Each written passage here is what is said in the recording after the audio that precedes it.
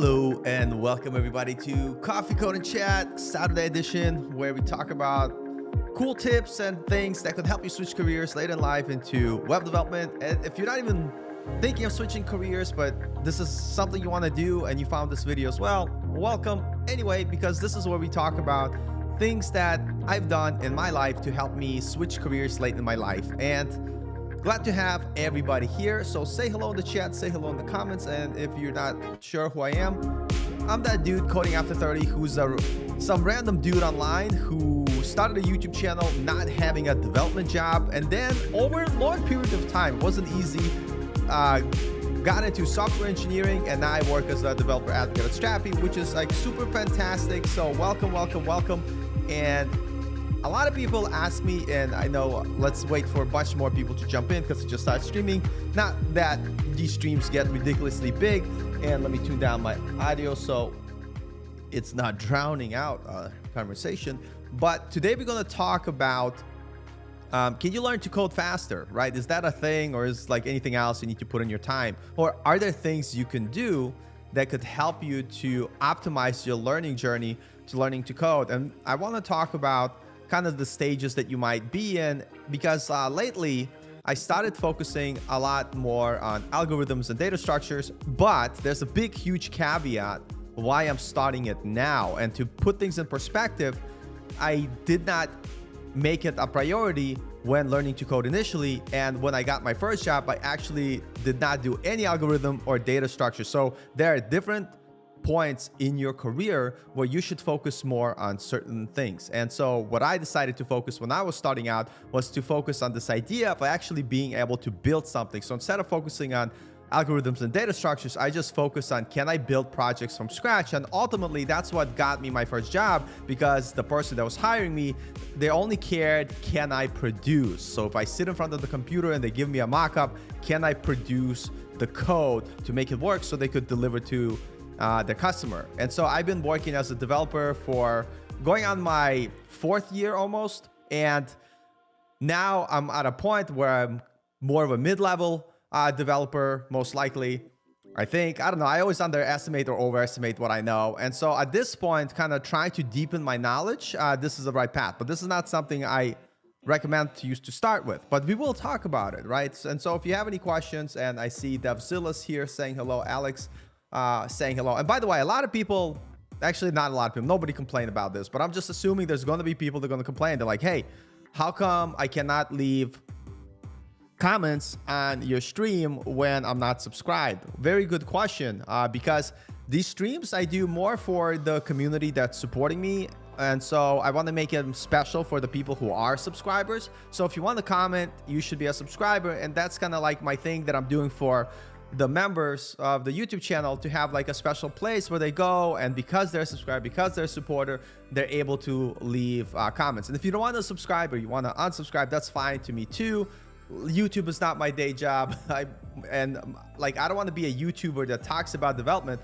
I want to be a web developer, a programmer, software engineer that happens to have a YouTube channel. So with that being said, if you want to leave comments, you have to be a subscriber. And I just explained the reason why, because I want to make it special for the people that are already subscribers. And these live streams are more for the community, for them to be able to chat with me and ask questions, stuff like that. But anyway, welcome. And all the other videos that I'm going to make, I'm going to start at least doing one video a week to and then that way you could comment regardless if you're a subscriber or not. That's not going to be an issue. But I just released a video on talking about GPT-3, which was kind of cool. Got, for my type of channel size, got a lot of views. And I basically said, no, it's not over.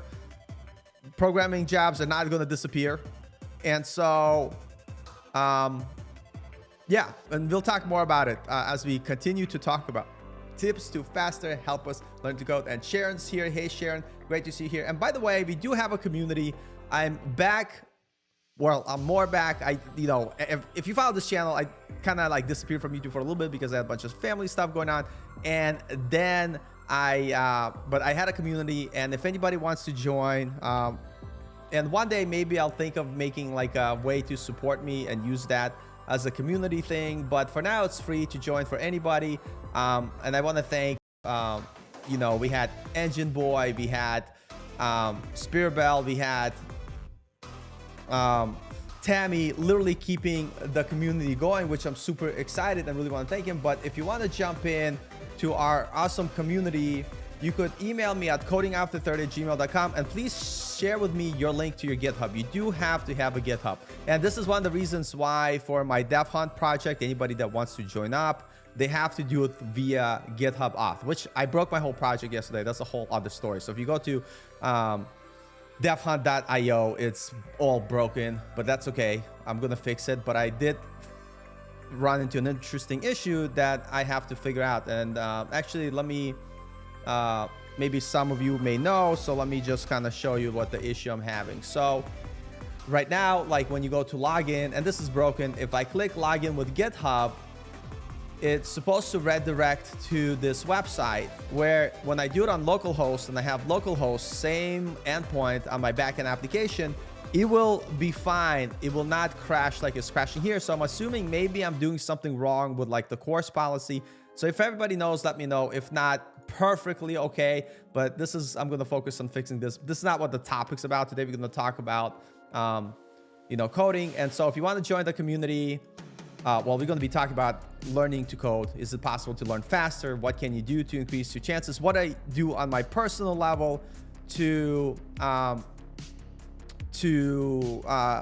continue to learn to code, and what are the strategies that I've been implementing that's been helping me a lot. And I'll talk about them today and give you some more tips. But if you want to join the community, let me throw my email here in the channel. And Hack the Coding. Hey, Joseph, what's up? Joseph is here. He just recently joined the community because of my fault, my mistake, not checking my request from my Coding After 30 website, which had a form. And Coding After 30 is being redone right now. So that's not up right now. Oh my gosh, I just breaking so much code right now in my projects. But I did bring up and revive my other older project. And it's in spirit of code in public. And like you could request topics here. By the way, if you go to request here, man, I got to remove choose file. I don't want people to upload images, but whatever. You could choose a topic here that you want me to cover, click submit, and I will either make a video about it or post about it, which is kind of cool. But what I'm doing here is kind of taking little mini notes to help me remind myself of some of the things that I've learned, maybe some mistakes I made. And the cool thing is with having these notes, maybe I'll learn like a better way of implementing something. And I will be able to come back here and refactor some of the code. Maybe I find a better reason. And I also started doing something else interesting, which I will talk about. But here's an article I have, finding prime numbers using JavaScript. And I didn't write this article by myself, but I used the tool to research the topic and then use this as notes to learn about it, which I'm going to talk a little bit later. But maybe some of you could guess what that tool might be and tell you how you can use it to learn to code faster. But that's what we're going to talk about it. And if you're brand new to this channel, welcome to Coffee Code and Chat. So I hope, well, if it's nighttime, don't drink coffee at night like I do. But man, I love coffee, and every study that I find on coffee online, I'm like, it better be good.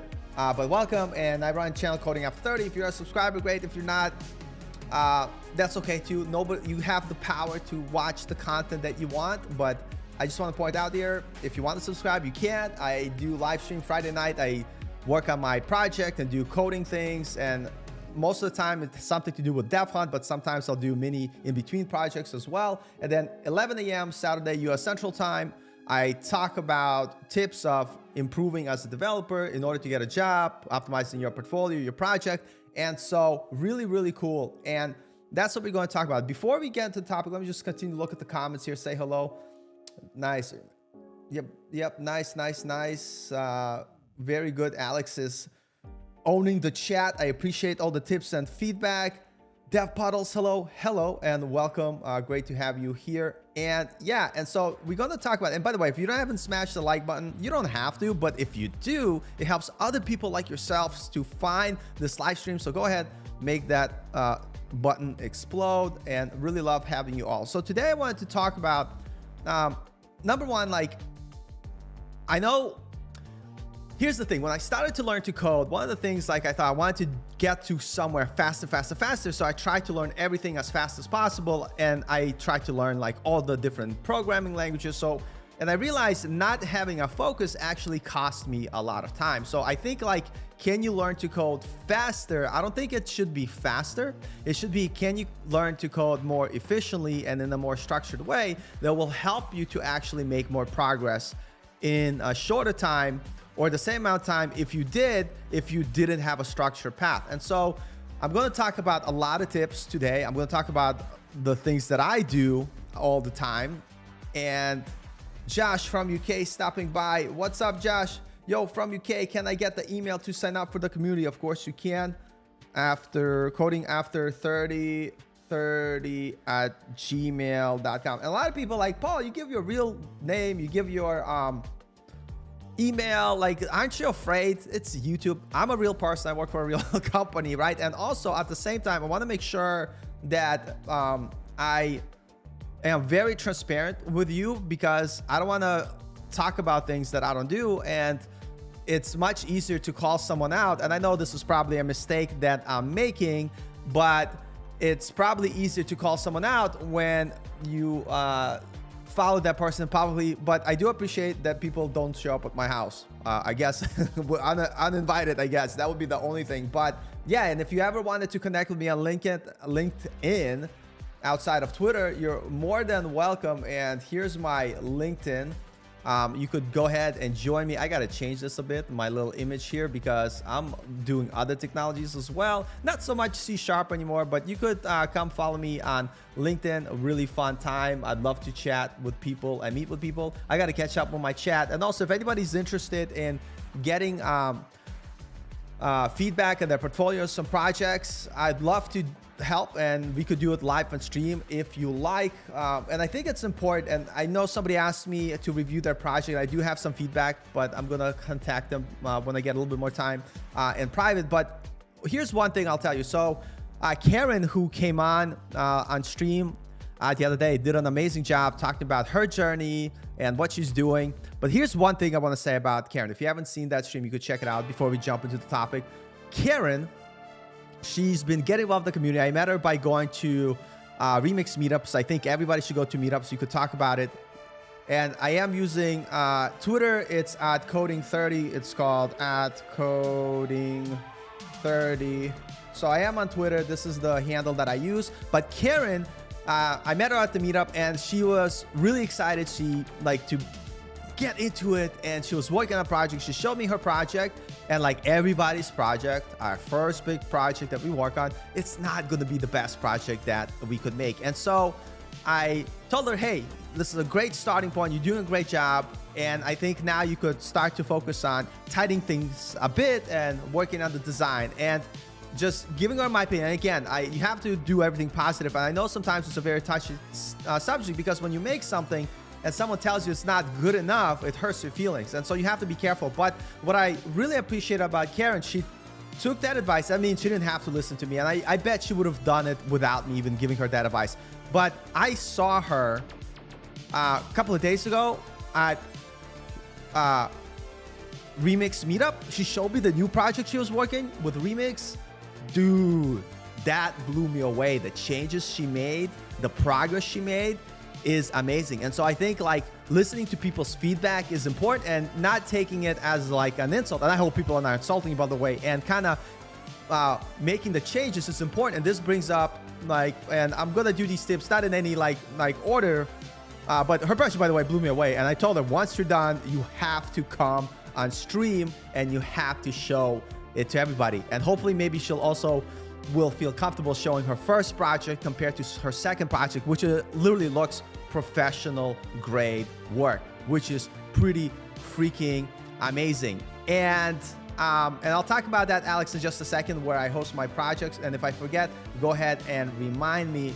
But and Hack the Coding says, yeah, sure, but I have not finished my portfolio. Keep working at it and like ask questions in the community. This is awesome. Pablo Zuda, I'm finishing my portfolio, trying to include 5 decent projects to show. Start with like Like if you have one good project, put it in there and just start there, right? Don't make 5. 5 is a big number. I know I say 3 to 5 projects, but yeah. And yes, and hack the coding, like literally I host most of my projects on Netlify, unless it's a Next.js project, then it's for sale, and all of my backend is hosted on DigitalOcean, just because all those platforms make deployment for non-DevOps people just much easier. So that's what I do. So great questions. But talking about, you know, this idea of having a feedback cycle. A feedback cycle is something where you do something, and then instead of putting it out in the ether, right, you have a way to get feedback that allows you to make changes.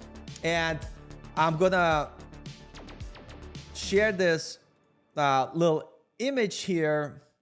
I'm not like share, I'm gonna find it just to have as a talking point. You could find, like, just search feedback loop and what have you. But this would be like my first tip to make sure that you start this early, and this is a very important.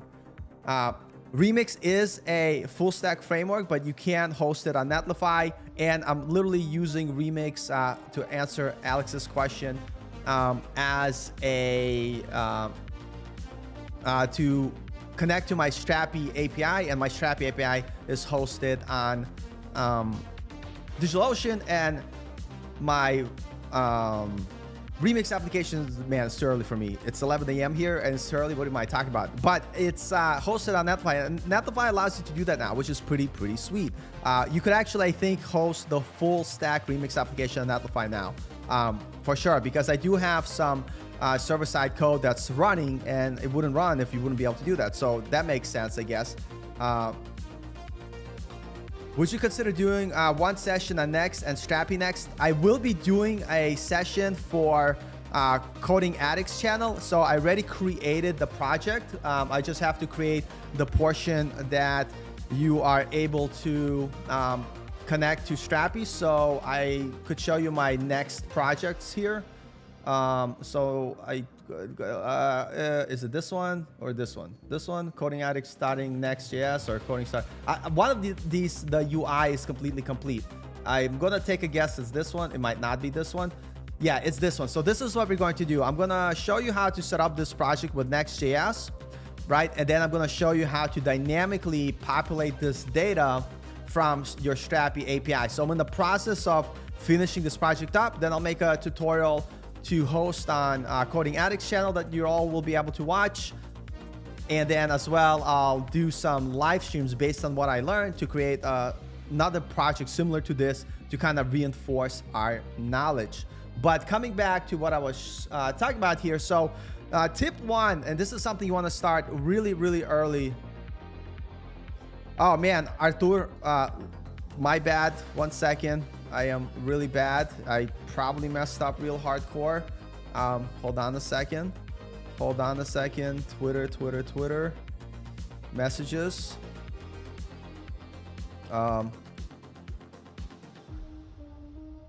Yes, and so I did see it. Sorry I didn't reply. For you, Artur, because like you in a different time zone, let me know the time that works best for you, and we'll do it based on your time zone. I did get it. In my mind, I thought I responded, but I didn't. That's been like something I've been kind of failing at, reading people's messages and then thinking I responded, but didn't. Yeah, but Artur, let me know the time that works best for you, and we will do it on that time, because I really want to get you on, and I don't want my schedule to be an issue. Like, I want to do it when you're comfortable. So let's do that. But talking back on feedback loop. So tip 1, if you want to learn to code faster, like, so if, for instance, if you created a project and you created it yourself, but you didn't get any feedback from friends, from the community, basically what happens, your cycle stops here, and so you're missing out on others people's perspectives, feedbacks that will help you to learn faster and to improve on your mistakes. And if it's too loud, Sharon, let me tune it down a little bit. And thank you for reminding me about that. Sometimes like the music does tend to be loud, and no big deal. I'm gonna tune it down so you could hear me better. So thank you, Sharon, for bringing that up. I appreciate it. Perfect. No, and 100%, because for me, the most important part is to make sure that I'm making the stream as best as it can be for you. and let me know if that's better. And you are, of course, very, very welcome. So if you stop getting feedback, right, you basically stifling your progress, right? Because you are literally only forcing to make sure all your learning is done in a silo by yourself. So what I started to do, and I suggest that all of you do, is when you're working on something, regardless if it's creating a project, if it's sharing your resume, if it's you know, doing something else, you need to have this idea. And this is like, I don't like the description that they have here, but basically ask for feedback. Whatever you do, see what people say. When people give you that feedback, if it's like, hey, you could have wrote this controller in your backend code this way because it's much more better. And so, okay, that's feedback for you. And you could be like, well, how do you recommend I would write it? And then now you learn, and then this shouldn't be followed. I got to find a better one. This one is not that good. Let me feedback cycle, whatever. I just like Googling things is annoying sometimes because you like trying to find something. It doesn't really, is this better? Yeah, I like this one a little bit better. Let's go check it out. Show me this image, open image in new tab. But that, oh my God, there's always something winning or losing. So feedback, basically you do something, you act on it, you have, okay, I'm going to make my own feedback cycle relevant for coding. So anyway, whatever. But the idea here, it's like you build a project, you share it with the community or with a friend or somebody that could give you feedback. Whatever feedback they give you, right? You make the required changes, you refactor your code, you improve, and then you go back again to the beginning. And so the idea is, it's like you learn. So I used to have a channel called Learn, Apply, Achieve. It doesn't exist anymore, but basically that's the feedback cycle. Learn, apply, you know, achieve. So learn, apply, get feedback should be in there, and then achieve. And so the idea is you have to have this feedback cycle that allows you to get feedback, so that way you're not working in a silo. And if it doesn't make sense, Jesus, oh my God, I got to learn to speak better. But besides the point, so have a feedback cycle. That's like the one point I wanted to say when I saw the improvement that Karen made on her project. I didn't give her any help with the project. She did the work herself, but she's like, hey, Paul kind of looked at my project, and even though he didn't say it exactly in those words, she was like, he felt like, it didn't excite him looking at my project. And so she redid it. And then when she showed it to me, it broke my brain because I couldn't believe the progress she made. So tip number one, have a feedback cycle where you can continue to basically have a way for people to tell you what you're doing and how you're doing. And the thing that I want to say, it also works with your resume. And let me actually show you this. Let me find my resume, because this, for 3 years, or not 3 years, it felt like 3 years. Google Drive. Let me go find my Google Drive. I had a resume, and for instance, like I was never getting, not getting any feedback. Nobody was hiring me, and I was like wondering why nobody's like returning my calls. Like, what the hell's happening? Like, I was really, really upset, and never dawned on me to actually ask somebody. Never dawned on me to actually ask somebody to review my resume and give me feedback, right? So I could improve it, right? I didn't follow the feedback cycle principle. And it's only until I interviewed a recruiter, a friend of mine, she literally told me, hey, what's up? Your resume looks atrocious. You might want to fix it. And so I'm going to share with you a little bit of my resume. My phone number is there, but it changed. And my newer resume doesn't have my new phone number, so I'm safe. Not that I pick up my phone when people call, so that's okay. Even if I do divulge my real number here, because I prefer to work on text messages. That's just me. But check this out. Talk about feedback cycles. Here's my initial resume, and it has the same information that my new one has, right? And look at it. To an untrained eye, it will look like, wow, Paul has a resume. It looks pretty awesome. To a recruiter, she's like, what is this trash? She didn't really say that because she's really nice and polite. She was like, no, Paul, this is not going to work. It's hard to read. I can't look at it in 2 seconds and kind of decide what kind of developer you are. Honestly, looking at this now compared to my resume, I could look at this and be like, this dude is scattered, not organized, doesn't know what the hell he's doing. So I literally bought a template because I'm lazy. Why reinvent the wheel if there's something exists? And so this is my new resume, and this is the resume that I showed her after based on her feedback. And she's like, your resume looks good. It looks nice, very easy to read. It allows you, and I got to add a lot of stuff here because I stuff like community stuff. I just like, I got to update this resume, but because I've been happily employed, I didn't have the reason, but I'm going to update it with my new, but this is what the new resume looks like. And look at it. And you could all see it's better. Like, let me know in the chat. What do you think? Resume A, like, of course, I mean, and that's a rhetorical question that I'm asking, but A looks atrocious, but this is what I had for like 2 years trying to find a job. And for some reason, nobody was hiring me. But all these descriptions, by the way, they're very, they're literally exactly just slightly tightened down, tighten up. Man, am I like misspelling things in my resume? Patience. It's many patience. Why would it be whatever? Anyway, it's not perfect in terms of like, it's fine. But look how much better this is. And the only reason I was able to make this a resume and know to make it better is because I had a feedback cycle, which allowed me to make the changes. And if I never stepped out, didn't have someone review my code, review my resume, I would have never went from this to this. And so the first tip is all of you should have a feedback cycle. And this is why, yeah, there's no need for pictures in US. I know in Europe, interestingly enough, I chatted with Katya, who lives in Germany, and I'm assuming it might be similar in UK as well. Picture is required. And that is true. I am definitely have my good days and my nice days. But yeah, I think like picture is required in some of those European countries. Like, so if your resume doesn't have a picture, that's like, yep, it's like not a good, you got to redo it. You got to add your picture. But in US, it's not a big deal. And so I don't have my picture. But yeah, this is literally the first thing people say. And in UK, it's not required. That's kind of cool. Yeah, in Germany, I was told it was required because, but whatever. What do I know? I don't live in Germany, nor do I live in UK, but I do want to come visit Europe more and travel.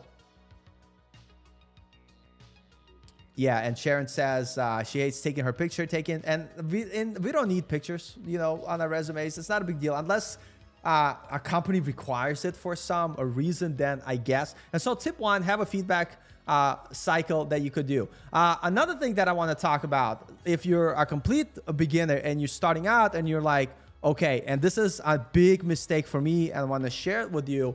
And I took my notes on my phone. I decided to be a little bit more prepared today because I want to make sure that I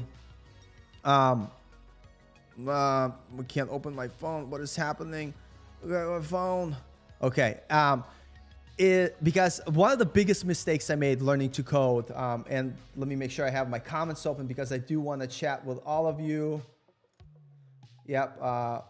Notes are awesome. Yes, I'm using my phone today to read my notes because I wanted to, because I was really excited about these tips. I'm going to also make a standalone video, but I want to share it with the community first here. So the biggest mistake that I made is, and I'm not going to do this in a lot of orders, but this was a mistake that I made for myself that like stopped my progress, literally killed my progress. And it wasn't only I got feedback from my friend and made this change that allowed me to continue. So at the beginning, I was learning too many programming languages. I was learning C, C#, like Ruby. Like this is how long ago I started learning to code. Ruby was like super popular. Not so much today, but there's nothing wrong with Ruby, I guess. But I started learning Ruby. I started learning like all these other languages, PHP, like JavaScript, like whatever. And for 2.5 years, like literally, I just like meandered around code, right?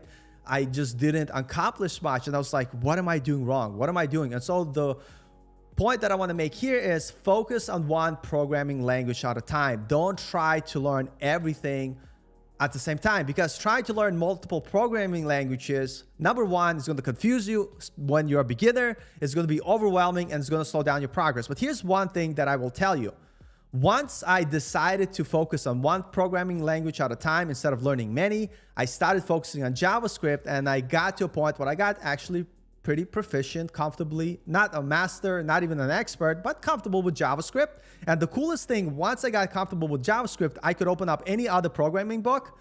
I may not understand exactly what the code is doing, but that other language, the code kind of makes sense. And I think it's when you learn one programming language at a time and you learn it well, especially if you're a beginner, get pretty comfortable with it, you learn all the basics that are shared across the board with other languages. And that is going to definitely help you. And so don't be like me. I wasted so much time basically, you know, trying to meander around all these different programming languages. And it's not only until I decided to learn React, not React, I'm jumping ahead, JavaScript, that allowed me to start actually making real progress.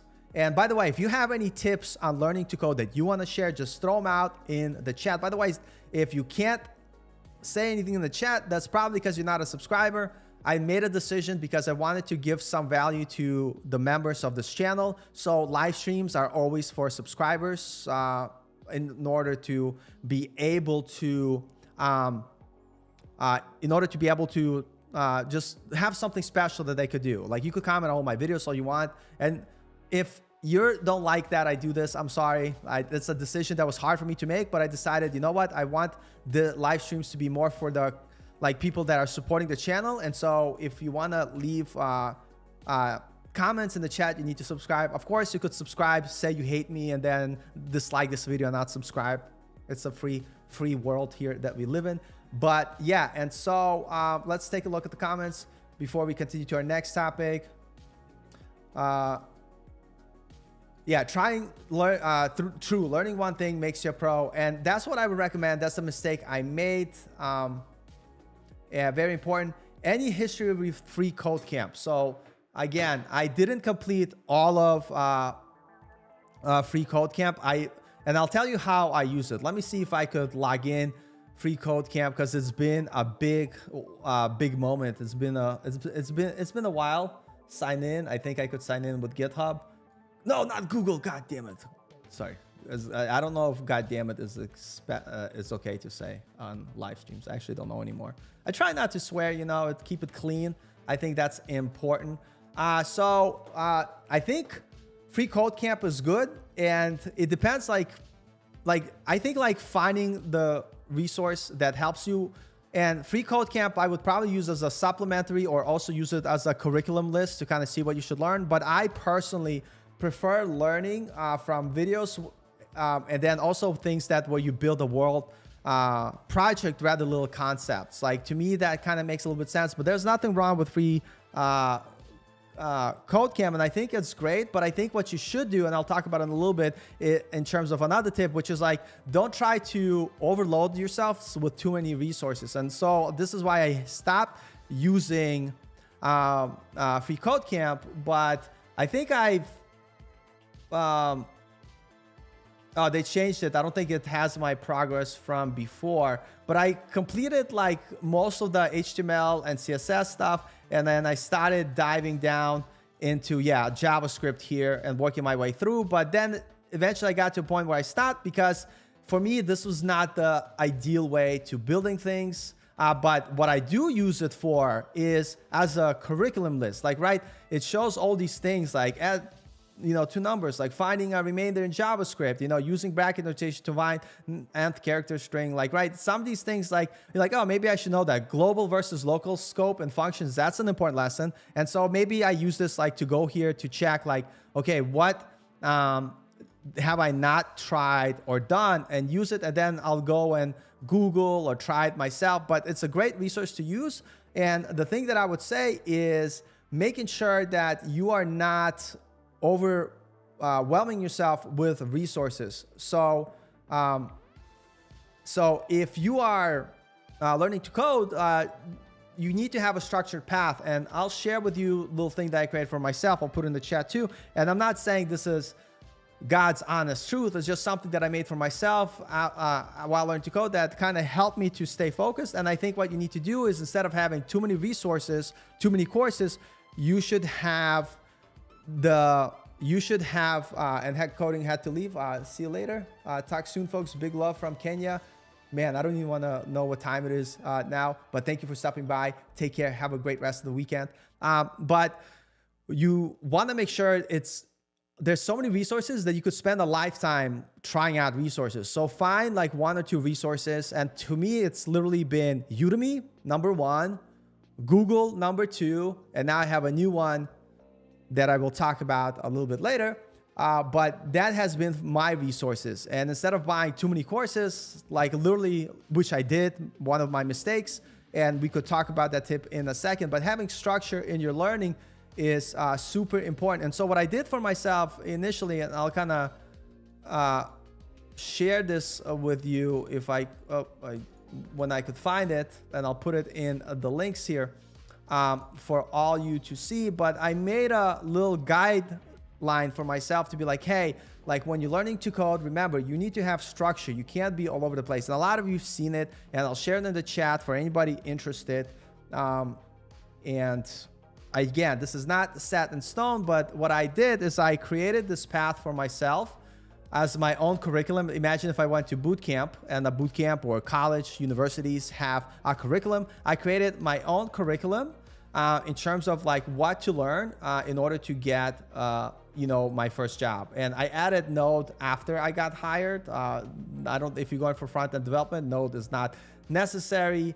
And so I first decided what kind of developer I wanted to be. Like in your case, like for instance, Artur, he's not a React developer. So whatever technologies, PHP, he decided to learn and do because there's lots of opportunities where he lives with that language. He could structure that based on like PHP being the driving factor. But at the end of the day, you need to decide what you want to learn, right? So once you decide what you want to learn, you know, like, I want to be a React developer, make a choice. Once you decide what you want to be, or you want to be PHP developer, you want to be whatever developer, figure out what you need to know in order to feel comfortable that you could get hired as a junior developer. And for me, I decided you need to be familiar with GitHub, HTML, CSS, and Sass, JavaScript, React, Next.js, and TypeScript. I added recently, but my original plan was learn how to consume an API. It could be like using something like Strapi or any variety of APIs like that already exist.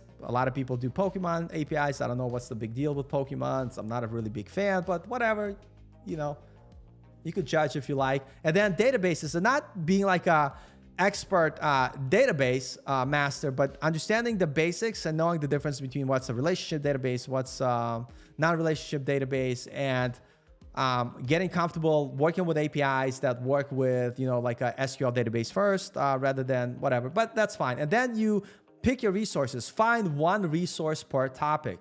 Notice I didn't say 2, you need 1 main resource. So if it's Free Code Camp, it's Free Code Camp, period. If it's Udemy, period. Why? Because you're gonna waste time jumping from resource to resource. So pick 1 resource. For me, obviously I stick with Udemy, and I love all John's Milgard classes, so those are my to-go. And this is the process you do. Take the tutorial, let's say it's HTML, CSS, and Sass, get 1 resource, 1 course, go through it completely fully. What you're going to do is watch all the videos, build all the projects that the instructor made for you, and then push all of that to GitHub. And this will be like the way you learn GitHub, is going through it this way. And so once you're done with 1 course, what do? Everybody who follows me for a while, you know what the answer is. It's not go take another stupid course. I mean, the course is not stupid, but if you do this, I'm not saying it's going to be stupid, but allegedly my grandma would say it would be stupid. But if you finish the tutorial and you don't build a project based on what you learn yourself, you're doing yourself a huge disservice. Yeah, and DevZilla knows me 100%. Build, and now you have a project that you built yourself from scratch that allow you to make progress, reinforce the thing that you learned, and now you're able to move to JavaScript. I know it's not exciting because this might take you some time, and I always tell learning to code, maybe like for me, like my honest truth to God, I would say 1 to 2 years. It took me 3.5 years to get hired, so I'm not even following 1 to 2 years that I recommend. But definitely, if you want to be comfortable and hireable, I think like 1 year to 2 years is like, and if you get hired before that, that is really awesome, really cool. But I just wanted to share that with you. So let's talk about, and let me see. And again, if you have any questions, let me know. And Artur says PHP is good and easy, backend language, but now I don't even work with it. I work with Deluge, which has a little bit of similar to PHP, and JavaScript a bit different. Wow. But hey, but you still like decided PHP was the way for you to go, and that's what you did. I used to do a bit PHP theme development back in my day. Really enjoyed WordPress until I fell in love with JavaScript and started working with React. And then Strappy came along, headless CMS, and then boom, PHP was just nothing but a memory to me. Sorry, Artur, but I appreciate the love. And by the way, I'm joking, of course. Like, you could 100% get a job with PHP. You could 100% get a job with React. And I'm just like teasing Artur because he teases me back all the time. But that's why I want Artur, he's going to come on a live stream. He's going to talk about his journey, because I want to share everybody's journey, because there's no one way to get there. And Sky's asking, is Maximilian React best Udemy? I like John Smilga's course first, but Maximilian's course would be second. But Alex disagrees. He says no. But I think, like, to me, honestly, and of course, John Smilga, #1, and people say I'm a fanboy. No, his courses are actually good. Like, I don't like John Smilga because, you know, I mean, I don't like John Smilga. I don't like his React courses because I like John Smilga. I like his React courses because they're good. But Maximilian, like, does a lot of good stuff, and he will be my second choice. So I'll go John Smigler, Maximilian. You can't go wrong, but honestly, if you pick one or the other, you can't go wrong with any of those creators. Really awesome. And yeah, he loses himself in ideas, and that's what I like, by the way. So because it allows you to kind of like, and I might be confusing Maximilian with somebody else. Let me just do like a sanity check, because I'll tell you who my two creators are. Let me do learn JavaScript. I confuse Max with somebody else, and I want to make sure I give you the right opinion that you don't even have to listen. But let's see. And I'm pretty sure I probably got that wrong and backwards. I'm just searching here on my YouTubes before we continue with the awesome tips. And if you haven't smashed the like button, it's okay. Yes, Maximilian Shabuzzer. I mean, I thought Bratzlavsky was a hard last name, but damn, his last name is also hard. But yeah, Maximilian is my second favorite. So I wouldn't lie to you if I said I don't use Maximilian courses. Yeah, nice.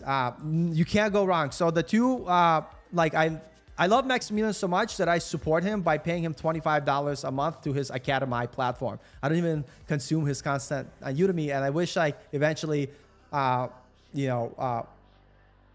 whatever. But and so those are my two favorite instructors. And right now I'm actually taking a Maximilian course on GitHub Actions.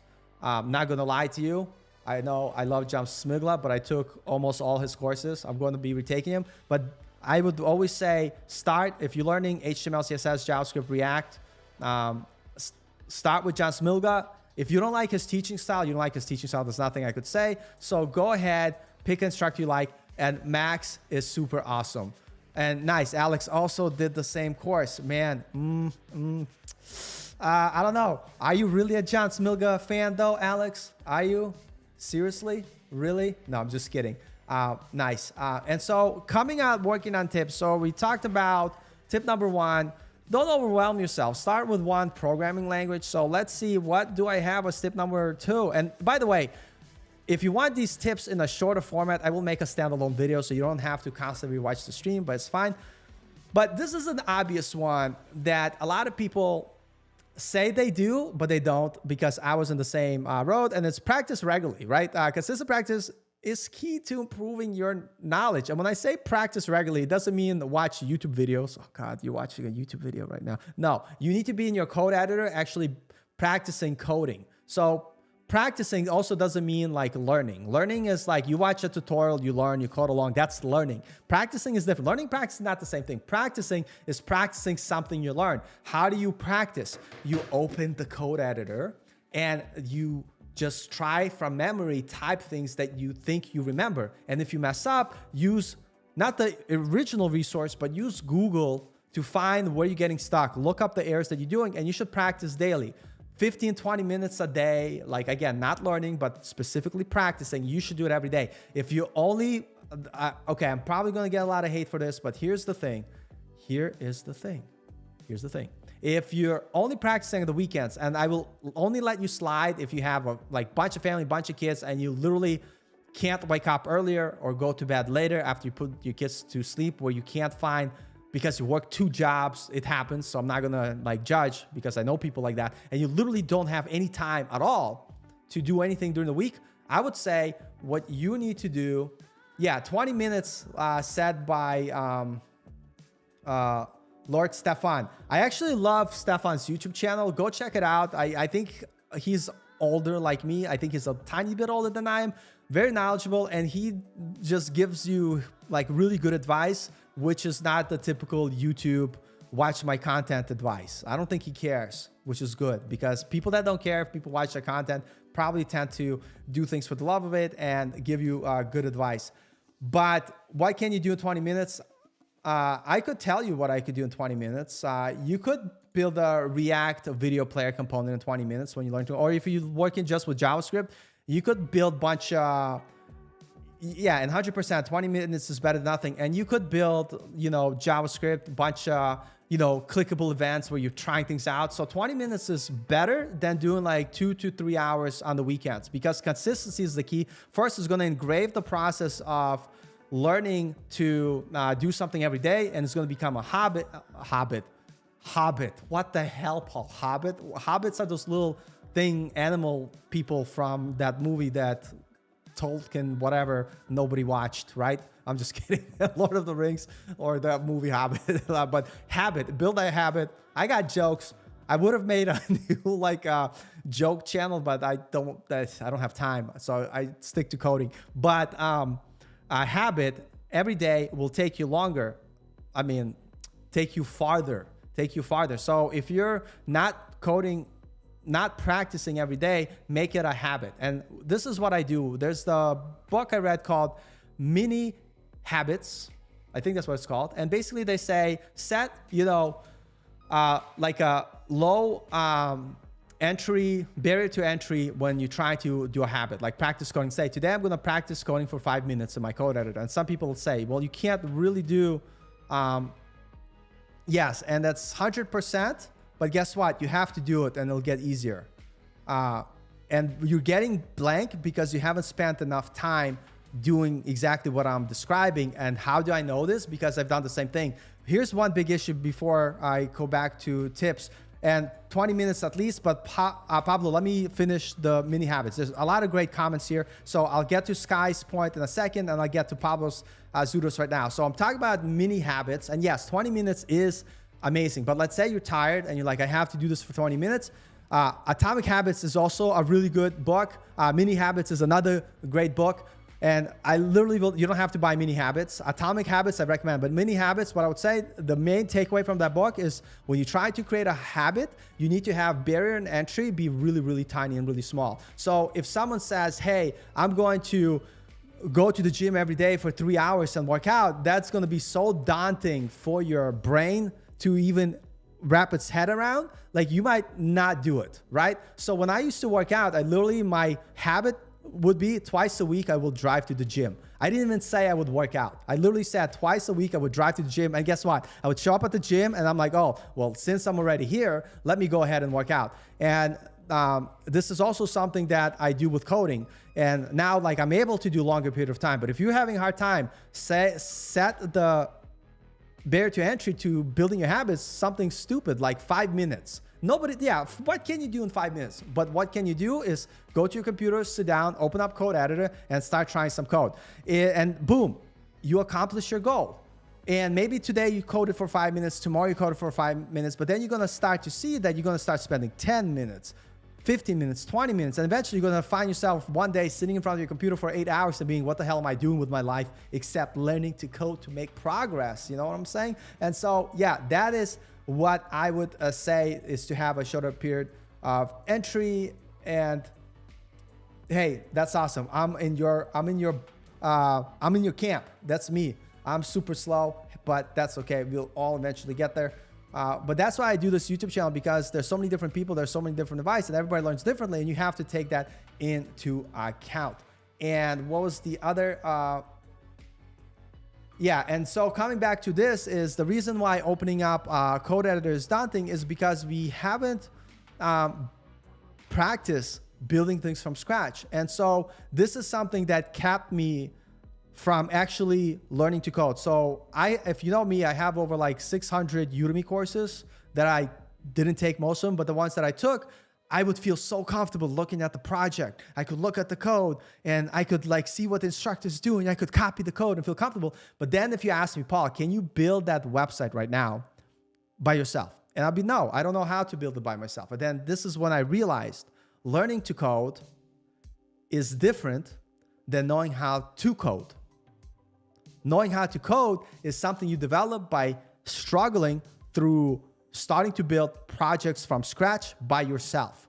And then when you get stuck, you go to Google, you go to Stack Overflow, you go to blogs, you go for the documentation, and you figure out yourself. And if you're really, really stuck you could close what you're doing, go rewatch the video, but don't do two together. Learning and practicing should not be done together.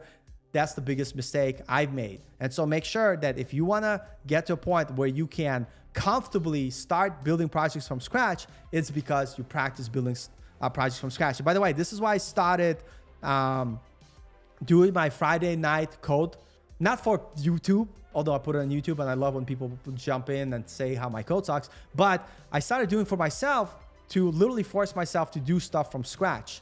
And at the beginning, I literally sat for like weeks, almost months, sat with a blank stare, looking at the terminal, and the terminal looking into my lonely soul, and we both cried. But eventually I got to a point and I started to be able to get better. And now I feel more comfortable. And so if you can't implement it yourself, that means you didn't really learn it. And is that nice saying? No, it's not, but it's true. And guess what? There's still a lot of stuff I don't know because I can't implement myself. And it's okay if it's like you go and look at the documentation because there's something specific, but in general terms, that's kind of what I would recommend. And so let's look at the awesome comments, blah, blah, blah. The War of Art. I've never seen that book. I'm going to have to check it out. Thanks for the recommendation, blah, blah, blah. Yeah, that makes sense. For certain things that you already know and they're boring, you want to automate them. But when you're just starting out, 100%. Yeah, exactly. And that's exactly what I was trying to say. You said it so nicely in one comment. That is awesome. And facts. I like that. Yep. Also true. Maybe. I don't know. Can you keep this live? Yeah, I keep all my lives on YouTube, by the way. So you could check them out. They're always on here, 100%. And yeah, a template made by yourself. Exactly. That's really good. I actually use other people's templates as well for CSS because I'm really, really lazy. And there's nothing wrong with that as long as you understand the code behind it. Any advice how to get back? Because it's been a long, haven't gotten the next job yet. Yeah, it's really hard and it took me a while forever to get a job. And it's really daunting, but you're getting back into it. You're part of a, you're here, you're in a community, like join our Coding After 30 community on Circle. You could email me at codingafter30@gmail.com. And just having conversation, being part of the community should give you the motivation to be like, you know what? I want to start spending some time to really figure out what am I missing? What can I do next to keep improving and keep going,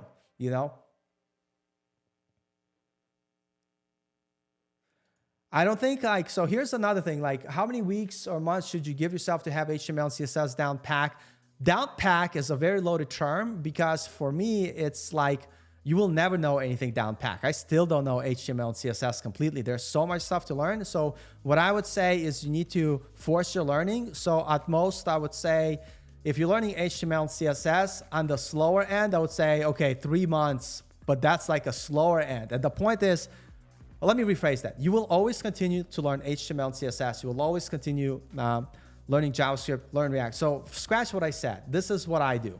I learn just enough HTML and CSS to be dangerous, meaning just enough. For instance, I want to know how to create like a basic landing page with an image and text. So I will just learn just enough HTML for me to be able to build that project. Next, I'm going to learn just enough JavaScript to make that button inside my HTML, CSS do something, you know? And what I do is I learn a little bit HTML, then I learn a little bit JavaScript, then I learn a little bit React. By the way, if you're going to learn React, you need to have like if you take one good foundational JavaScript course, you're ready for React. But if you don't know JavaScript, don't learn React. But basically what I do like this type of approach. I learn just enough HTML and CSS to get the thing done that I'm working on. Then I learn just enough JavaScript to get the thing done that I'm working on. I will just learn enough React to get the thing on. And then I'm like, wait, don't know enough JavaScript to get the next thing done. So do JavaScript. So learning in steps, and and you're going to continue to improve. I still feel like I don't know JavaScript. I still feel like I don't know React, but I could build some things with those things because learning never stops. And so saying down packed, you're actually telling yourself, until I master JavaScript, unless I'm misunderstanding you, then I'm not going to learn anything else, or HTML, CSS. And then you could literally end up studying something for an hour, like for not an hour, a year, 2 years, and still be like, I don't feel like I know HTML. I should continue. No. Do it in steps, just enough to be dangerous. This is what I would say. Yeah, there's a lot of great comments here. Thank you. There's a great course on YouTube named Dev Dreamer. I find it useful for everyone to learn. Awesome one. I love the back and forth. I just know people learn differently. I know someone who's just so smart. He could literally spend 20 minutes of learning code and then get a job like next day. People are different. I think it's finding the right strategy that works for you. CSS battles is a nice way to gamify learning CSS. Awesome. JavaScript confuses me. I like React more. 100%, but you need to know JavaScript basics. Like you should understand, if you completed one JavaScript course and you understand 80% of it, React will make sense for you. The biggest issue I have with React over JavaScript, and this is something that I encountered learning, is what happens is you will learn React and you'll see how easy it makes things for you.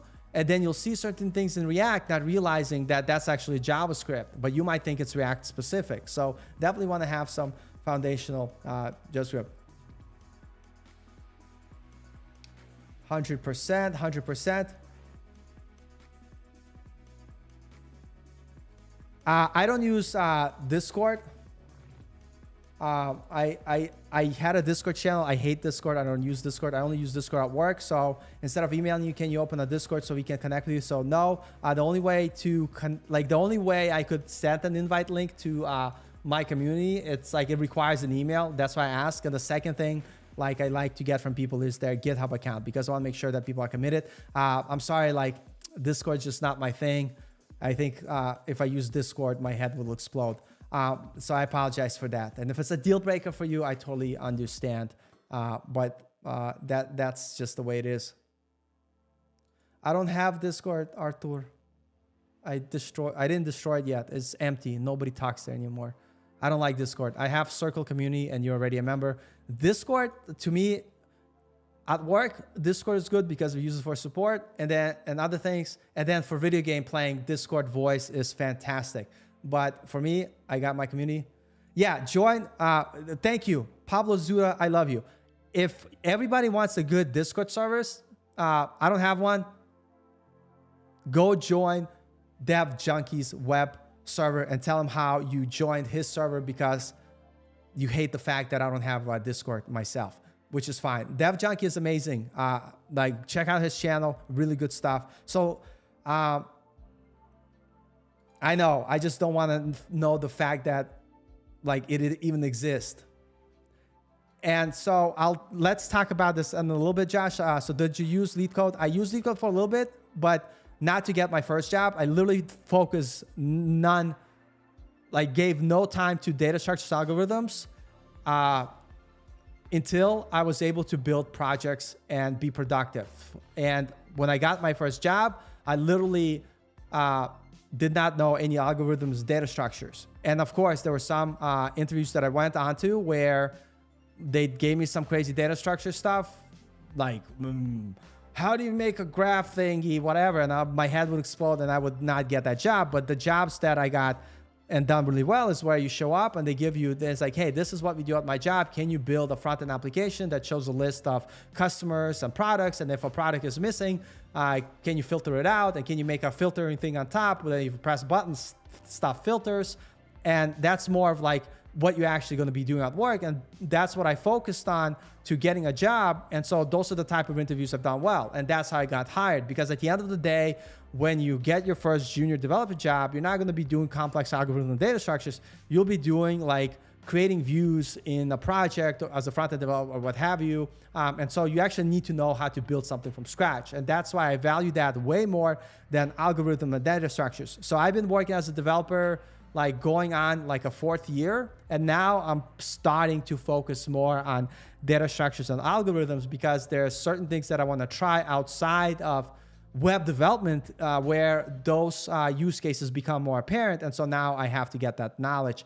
But I would say Code Wars, I always play with Code Wars. And I don't look at it as, let me learn data structures and algorithms, but I look at it as, I'm tired of coding today. Let me do something fun. So I would go to Code Wars and I will do like some of the easy challenges just as a game. So I don't use it all the time and don't make it. My main thing is learn to build things. But I use it as like taking a break. Hey, I don't want to code today. Let me go play on Code Wars. So I will go play on Code Wars. So what my advice? So let's come back to some of these tips for a bit. And so we talked about a few tips, have a feedback cycle, so you're not working in a silo is very important. We talked about focus if you're just starting out on one programming language. We talked about practice regularly. And practice regularly, and this is something we've been talking to that. Tip number 3, write code from scratch. And so instead of just following tutorials, which we've just talked a lot about, and this is a nice segue to this tip, is write code from scratch on your own, right? This will help you to understand the concepts better and to learn and reinforce the things that you learn, right? This is very important. And coming back to the point that I already mentioned, so you don't have to spend too much time on it, is make sure that you are forcing yourself to do things from scratch. Yes, it's going to be daunting. Yes, you're going to look at the blank code editor and not know what to do, but it's going to be hard. Now, if you are stuck, and I'm sure there's a lot of places, but a new website that I just found, Front End Mentors. So this is, I haven't used, I just recently started using it. And so it's Front End Mentors. Actually, I'm logged in, but I guess I could log out to show you the page. But if you don't know what to build, Front End Mentors here, let me log out so you could see the screen here. It's a place that shows you cool challenges that are based on real world projects, which is going to be a tip that's coming up. So if you don't know what to build yourself, you could check out some of the challenges here. They have some free challenges here. Some of them are paid. I think the paid one, it's $8 a month. You don't even have to use this, but basically, if you don't have an idea, you could find some ideas here and just work on recreating it yourself. So that's what I would say, but build it from scratch, because it's going to reinforce your learning. It's going to reinforce your ability to be able to actually do meaningful work that is required for you to get stuff done. And if you want to do like what I used to do before, it's like I would go to Theme Forest and I would search like landing page, right? And I'll be like, oh, like, is there like a good landing page? Let's take a look. And I'll go to live preview here, right? And then I would pick like a landing page, and look, you have an idea here. I want to build a landing page with HTML, CSS, and JavaScript. And this is what I'm going to work on. And you don't want to like, okay, how do I get a mockup? I do Command Shift P on my Mac, and then I just screenshot the thing, and then I break it down to components, and then I just build it. So there's plenty of ways to find ideas if you're not sure what to build from scratch. Start doing that, and you don't have to build a whole website. You could be like, I just want to build this section, right? This is the section that I want to build, and this is what I'm going to work on, right? Next, I'm going to figure out how did they build this, like from scratch, and then do that. And the cool thing with live projects on the web is you could inspect and you could take a look at all the components. You could see how they structured their HTML, you could see the CSS, and you could literally help yourself to figure out, well, how did they create that effect? What are they using? What does position relative do? And if you're not sure, you could like Google stuff, but that's like one tip I do. And so the tip that we're getting into now is basically build projects that are like real life type of projects related. So like what I showed you, building a little website for a restaurant, real life project. Make sure you keep things relevant. And what I like about what I've started to do, actually, let me show you. I haven't used my my CodePen for a while, like forever. But let me see if I could show. How do I log in? Like all the UI changed everywhere. But let me show you my CodePen. And I have a lot of bad stuff here, but I'm going to share with you. So the idea is build projects that are really simulate what you're going to be doing at work. So at work, you're never going to be building a tic-tac-toe unless you're a game developer, which is a whole different conversation. But you'll be building, let's say, a navigation bar. You're going to be building a card component. You're going to build something. And so what I do, it's like, I basically, in my CodePen, I try to recreate those functionalities. And so, for instance, here's my CodePen. Let me show some examples. So here I'm like, okay, I want to know how to build a little section.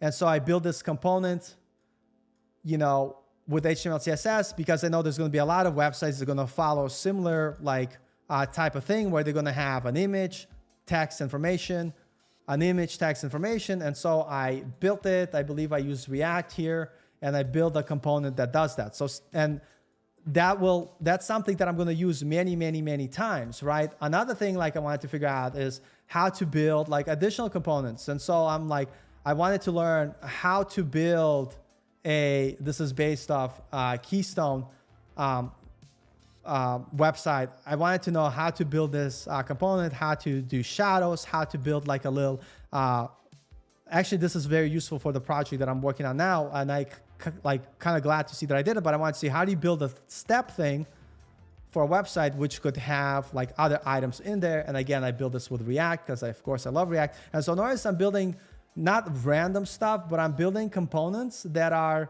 they have some sort of, utility towards a bigger project. So I could take the knowledge from what I learned and apply it. For instance, I wanted to build this, here's a component I actually had to build for work, like a milestone timeline. And I tried it out here in CodePen to kind of practice building. And I ended up using the code that I learned about here to build here. Another one example is okay, creating a table. Let's see if I have a table example. Here, I'll show you this example first, building a simple card with HTML, CSS. Notice how all this stuff that I'm building here, it's all relatable to projects that I'm going to build at work. And I'm creating these little small Lego pieces that I could use together to create full projects. So build realistic type of projects, which then you could reuse the code and apply it to your project. For instance, here's the navigation we have, which is not that attractive. I don't know what the hell was I doing there, but that's okay. You win some, you lose some. And so practice building functionality. Here's I wanted to build an image slider, which probably not the best image slider I've built before. And am I zooming in too much? Not enough. And you could select the image and it'll switch the image, right? There used to be scroll buttons, but I guess I broke it.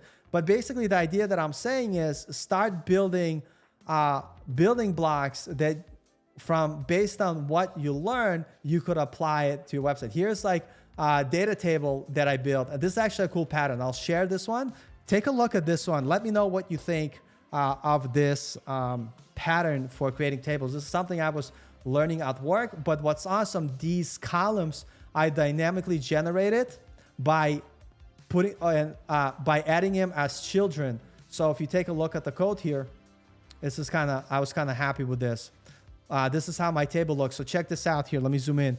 And you could look up at that example. This is a really cool pattern. I'm still working on improvements. I haven't looked at this in a while, but I do need to build a table for my current project I'm working. This is the pattern I'm going to use. But check this out. I have a table component that you pass the data, and then you literally pass children, and you say, this is the ID, this is the label, and it will pull that data from the data here from the parent component, and it will render it into your UI. So if I wanted to add an additional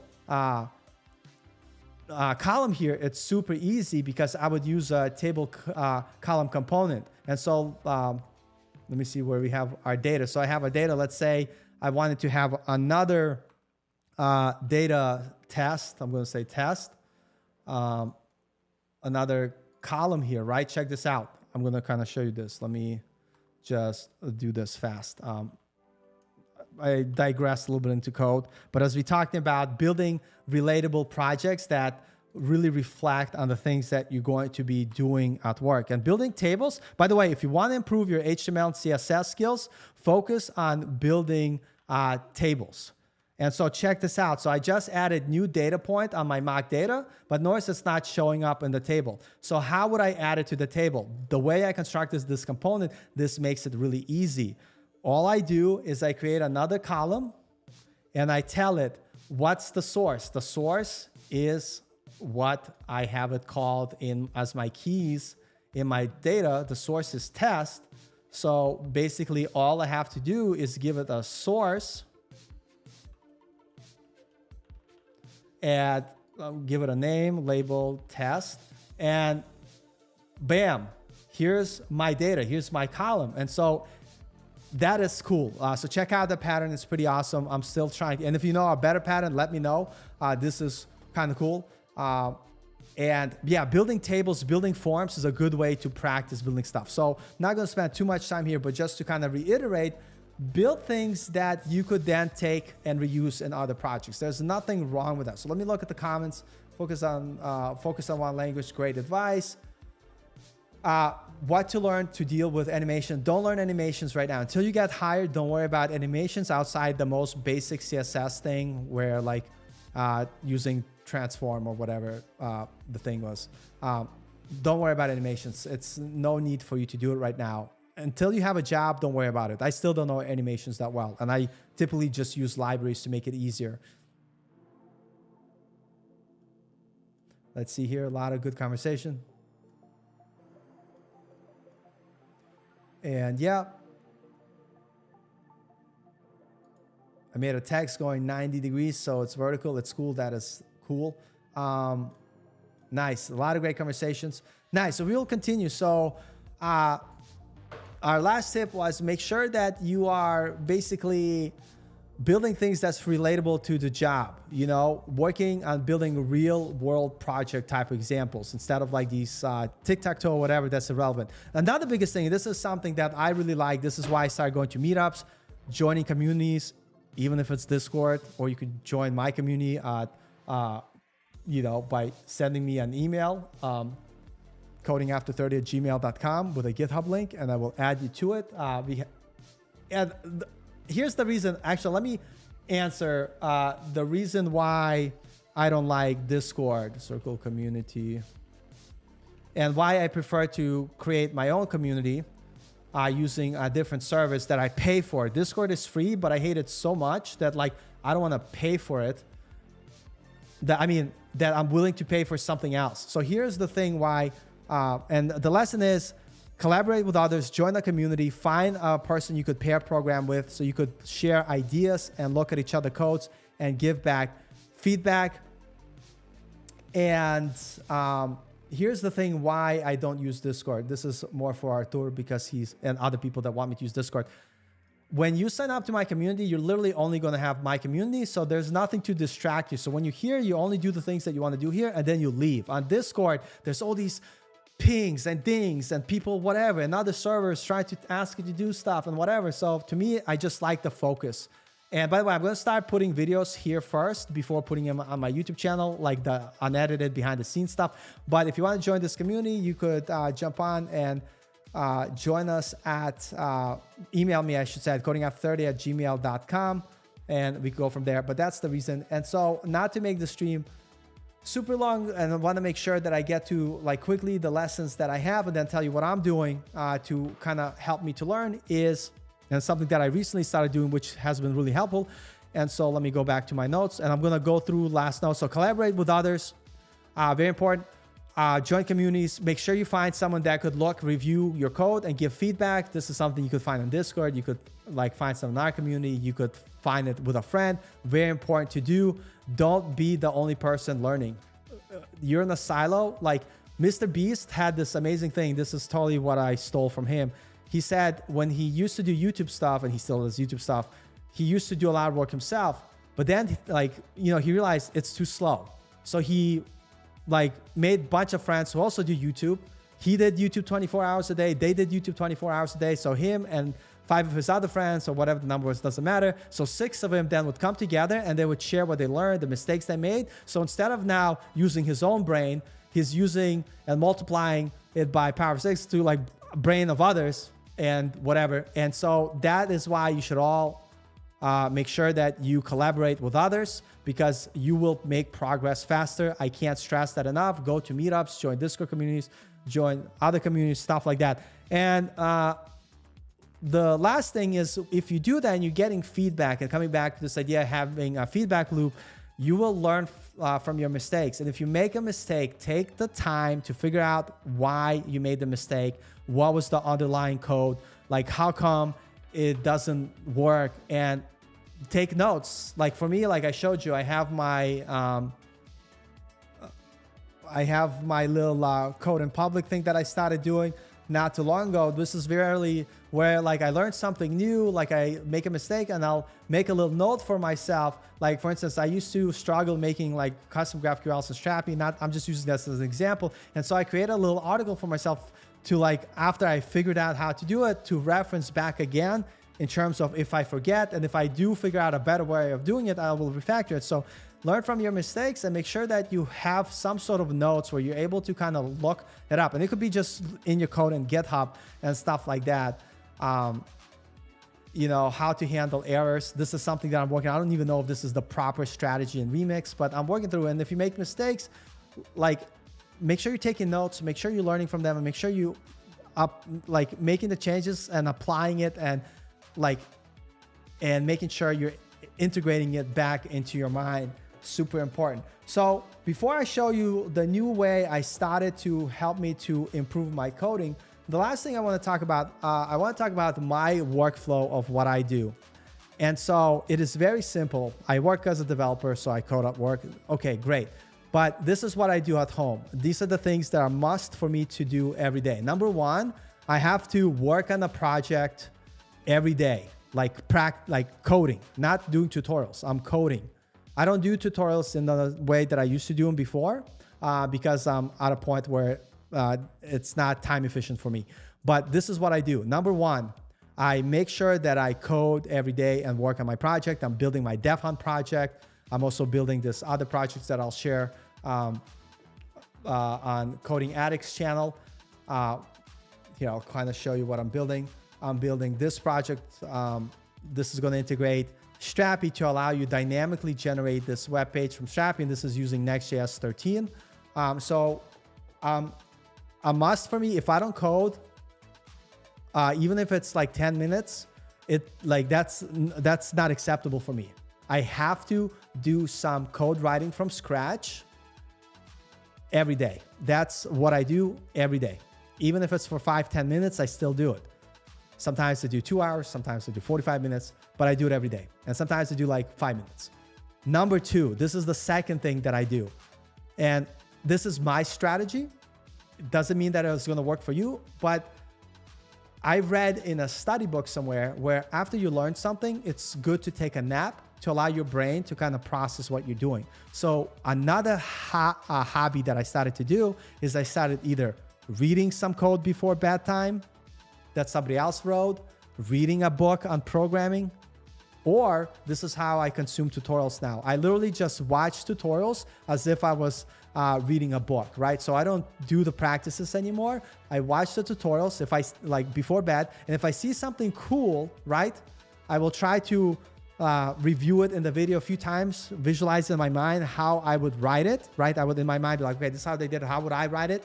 And then I would do that before bed. And then in my practice, when I code daily, I will try from memory, recreate what I thought. And if I forget how to do it, I will just Google stuff to find like information that I'm missing. And if I again still stuck that night when I do my 15-minute of reading or Udemy watching, I will rewatch that section. But I don't do any more learning and practice together. Like I don't code along with tutorials anymore.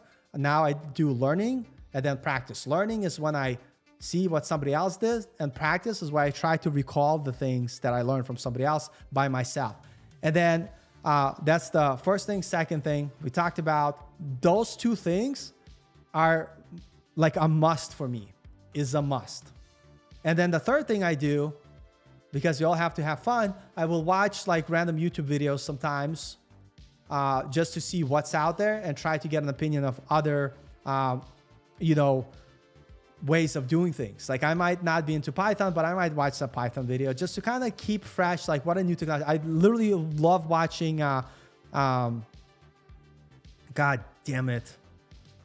What's that Fire channel? Fire, the name always, Fireship. I watch Fireship because he does a lot of like great videos on like new things that are coming out. And I watch those, not that I'm going to go learn them, just to keep in mind what's out there, right? And so, but that could be like, it's not a requirement, but yeah, Fireship. Thank you, Devzilla. But code every day from scratch, building something, and that was wrong finger. I was like two. This is not two. Okay, enough. Two, man. Two is I make sure to read for 15 to 30 minutes before bed, or watch a Udemy course or some learning thing to help me learn something before sleep. And so those are the things that are must for me. This is what I do now because like I'm really busy, and if you're just learning to code, there's a lot of like, you definitely need the learning strategy there outside of just looking at tutorial. You actually have to do and follow along. But for me, this is what I'm doing. And I found out that by reading before bed, like I'm retaining a lot more information, and it's much easier doing my practice session that I do to kind of actually build and apply the thing. So that's the two tips that I gave. And the third tip that a lot of people are going to be like, Paul, what are you doing? What are you doing, Paul? What are you doing? What are you doing? It's like, I just closed that window. But what I started to do, and I'm not doing this daily, but might as well be. And a lot of people are going to be like, Trader, what are you doing? What are you doing? So here's my last tip for you for today. Start relying, and I know Copilot exists, right? GitHub Copilot. I use it. It's like Googling in your editor, and if it brings something that you don't know, make sure you go and learn about it so you actually understand what the code does. Now, here's the thing I started to do is I started to use GPT-3. And so this allows you to explore things that you're not comfortable with and start learning about them really fast. For instance, I had no idea like how to create something. And now I could be like, how would I do that? Like, for instance, I want to implement a YouTube player in React. And I would say create a React component that shows YouTube video player with custom controls, right? And I'm not gonna blindly copy and paste this code, but this is the super important thing that I wanna like stress here and show you. And I know like people have been hitting GPT-3, so it's thinking for a while. Okay, so it does show you some bad examples. So check this out. It's using video player components. I don't want any components. So now I need, like, this teaches me to ask better questions. So once this is done, I'm going to rephrase my question. How to implement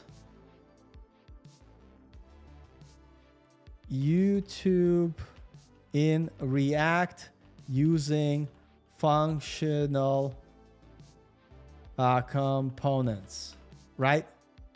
And so this is going to teach you like, okay, like first you're doing research really quick and I broke it with my simple, how.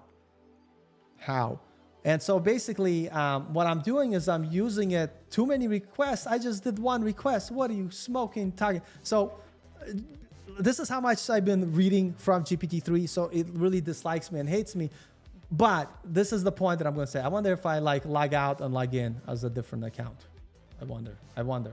Log out, log in. Let's use a different email. And the idea that I was kind of reiterating, and like you're able to explore things that you have never thought about before doing. And so like I already explored, I know there's a YouTube React component. And so I could say how to use React YouTube to create custom start and stop button, right? And I'm literally using this as a research tool to help me to explore things that I would have never done. And so now, and this is after like doing a bunch of time, I learned about React YouTube, and then it kind of guides you through like, okay, here's what you might do. You could add React YouTube, and then you could use it. This is how you use it. This is how you would, and I love how it shows the steps. And so I'm literally not using AI to copy and paste code, but I'm using it to learn things and explore things in a deeper thing. And what's awesome, like here, I could start asking follow-up questions in like based on this example. And so anybody who's kind of hesitant on using Copilot, using GPT-3, stop. Use it because everybody else is going to be using it. And if you're the only person who's not using it, then you're going to get left in behind. And the way I'm using it, I'm not blindly copy and pasting. I'm trying this out. I'm learning why this works, how it works. I'm learning about new technologies. So literally, remember how I talked about collaborate with other people to do code reviews and stuff like that? I'm using GPT-3 as a friend, as someone to do my PR reviews. I'm using it as someone to give me feedback that will help me to get better at coding. So if you have reservations about it, here's the news for you. Don't have reservations. Use it while it lasts to get as far ahead as you can. Here's what I predict. Moving forward, there's going to be jobs which will combine using tools like Copilot, GPT-3, and developers who know what they're doing to work together. So if you're a developer who's not willing to embrace the tools, you're going to be left in the back. And so now I just learned something new, and I could look at this example, I could try it out, I could learn about it. So this just gives you more exposure to allow you to become a better developer. So if you're not using AI tools to help you as a second brain to get ahead, you will be you would be in trouble. I'm calling it right now. This is what I'm saying. Moving forward, my prediction is probably BS, but I'm going to say it here. Moving forward, right now, a lot of developers will start using this as a research tool to help them get better at coding and maybe utilize some of the stuff in their projects. The second part of that will be is they're going to learn how to give better prompting, better questions, and they will start to use this to help them write automated tests, something that nobody likes to do. And basically, it's going to get to a point where we're going to start automating certain things and using this tool to help us get started faster and explore different possibilities that we want to implement on our code ourselves. And so once you practice do that, you'll get better at being able to take your coding knowledge, your creativity, and applying to this tool to allow you to do the monotonous things or get ideas or to learn faster. And then eventually you're going to become so good that you will be so good at asking questions from GPT-3 via prompts that you'll be able to get really good code examples that actually you could refactor, utilize, or redo. And I don't know why it likes class components so much. I should have asked it not to use classes, which I know React YouTube. You don't need to use classes. Don't use classes. Watch this before my mind. Let me go back here. But yeah, utilize, don't be shy. I just want to do one more thing here. So this is using classes. Watch this. And now if you're struggling with classes in React or whatever, or vice versa. Watch this. Refactor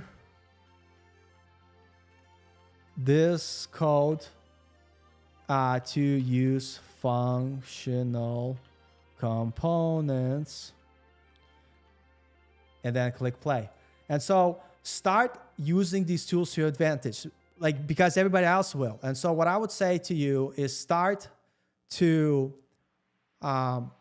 really focus on how can you leverage technology that exists to improve your skills as a developer. And this is why doing it. And so here we'll talk about the steps that you need to do to convert it to functional components. It'll show you the refactor. So use this as a tool, not to solve your problems, but to learn new things. So using this tool in the past 3 days, I read more code examples that I've never seen before that improved my knowledge as a developer. So I can't stress this enough. Anybody that wants to stay relevant. So would it replace jobs? No, it won't, but it's going to be just another tool that you should use. So the earlier you could start practicing with it and helping you learn to code, the better off you'll be. And boom, look at that. It refactored our example into a functional component. And this is really awesome. And then you could try it out. You could break it. And the fact that using this, I learned that there's a React YouTube package that gives you a YouTube player that you could use in your React inside your React project. You could even say how to build React YouTube and see what that's like from scratch. And you could learn and discover new things. So I don't want to make this go too long, but I just want to say for all of you, I hope you found a lot of valuable tips here. I hope there was a lot of great information here. Really love everybody that stopped by. I really appreciate all of you. You know, Pablo's here and he's using it right now to learn things about Git 100%. Devzilla, I just want to say thank you for being here. Artur, Sky, Devzilla. We have, Parswell still using jobs. Yeah, some people still use Bootstrap. I prefer Tailwind now, but Bootstrap, I talked to somebody, it's still widely used. So there's no shame of knowing Bootstrap, but thank you for stopping by. So many people, I mentioned Sky, Habibo, I know Sharon was here. So many people were here. So exciting. Josh was here. All the awesome people. So thank you. And so before we go, I just want to say thank you so much for joining. I hope you found a lot of value in what it is that we do. I love sharing things I do with you, and I love that we were able to have an awesome conversation today. Thank you for smashing the like button, although you didn't have to. I appreciate it. And with that being said, I just want to say I hope all of you have a best rest of the weekend. If you have any other topics that you want me to cover, I do have this basic website that I did, codeinpublic.com. You could go here. I'll put it in the chat if you want to add suggestions. So I have this website. You could go in there. You could check out what I'm taking, but whatever, it might not be interesting. But recommend a topic. You could go ahead and recommend the topic. I got to remove this image. I'll do it later today, because I don't want to see what images people are going to send me. That's going to be obnoxious. But click submit. The image is not required. And I'm going to get your topic submission. And this is something that we could discuss in the next follow-up video. But with that being said, thank you all for joining. Love you all. Have a great rest of the weekend. And love you. I can't say love you a lot. Without you, this community would not exist. So thank you for being there. Thank you so much for everything. And we are going to say goodbye. And if you're wondering who I am, weirdly, I have Coding After Dark channel, but probably know I stream 9 p.m. CST Friday, all about building my thing, and Saturday streams like this, 11 a.m. where we talk about coding tips, how to get hired, stuff like that. And this has been a wonderful episode of Coffee Code and Chat YouTube podcast show. Thank you for joining, and I'm going to take my pretend Ferrari out of here. So see you all later. Have a good rest of the day. Take care. Goodbye. Good night. Thank you all for everything.